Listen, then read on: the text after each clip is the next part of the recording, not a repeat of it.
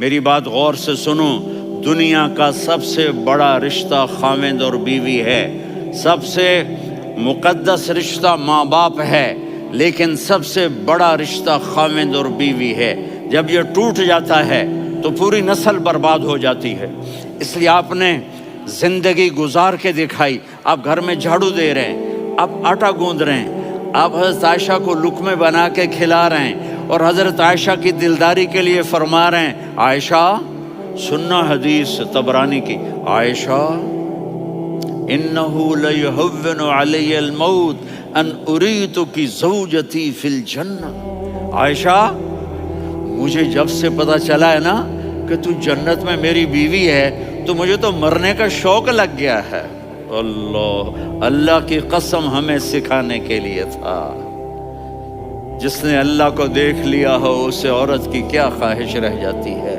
یہ ہمیں سکھانے کے لیے تھا کہ سب سے زیادہ عزت بیوی اپنے خاوند کو دے، خاوند اپنی بیوی کو دے۔ ہن لباس لکم وانتم لباس لہن، تمہاری بیوی تمہارا لباس ہے، اور اللہ بیوی سے کہتا تیرا خاوند تیرا لباس ہے۔ آپ نے 11 گھروں کو کس طرح آباد کیا، کس محبت سے کیا کہ 2 مہینے چولہا نہیں جلتا اور کسی کی زبان پر شکایت نہیں۔ یہ حسن سلوک، یہ محبت۔ حضرت عائشہ کی عمر تھوڑی تھی، جہاد کے سفر سے واپسی ہو رہی، تو آپ نے صحابہ سے کہا بھی چلے جاؤ سارے آگے چلے گئے، تو صرف آپ دونوں رہ گئے۔ تو آپ نے کہا عائشہ دوڑ لگائیں، سبحان اللہ۔ حضرت اما عائشہ نے نہیں کہا، میرے نے عائشہ دوڑ لگائیں، گجے لگائیں، تو کہنے لگے ہم نے دوڑ لگائی، تو کہنے لگے میں آگے نکل گئی آپ پیچھے رہ گئے۔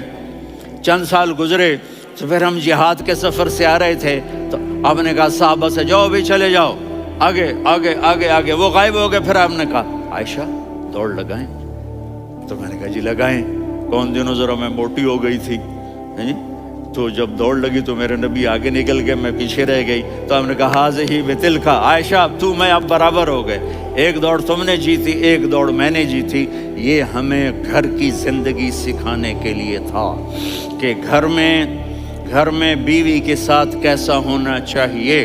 اور عورتوں کے لیے کہا اگر میری شریعت میں سجدہ ہوتا تو میں بیوی سے کہتا اپنے خاوند کو سجدہ کرے۔